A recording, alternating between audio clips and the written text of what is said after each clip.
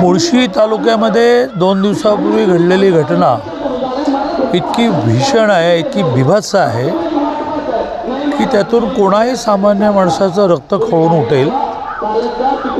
त्यामुळेच रिॲक्शन म्हणून प्रचंड मोठा मोर्चा आज या ठिकाणी निघाला आहे। प्रशासनाने मोर्चाचं नेतृत्व करणाऱ्यांना बोलावून निवेदन स्वीकारलं आहे। 2 जण अटक झालेले आहेत। प्रत्यक्ष घटना करणारा जो CCTVमध्ये कैद झाला आहे आणि त्याचे वडील खूप कलमं लावली आहेत आणि प्रशासन याची खात्री देते की अशा प्रकारची घटना भविष्यात होऊ नये याची काळजी पण घेतली जाईल आणि ज्यांनी घटना घडवली त्यांना आम्ही सोडणार नाही, त्यांना योग्य शासन होईल।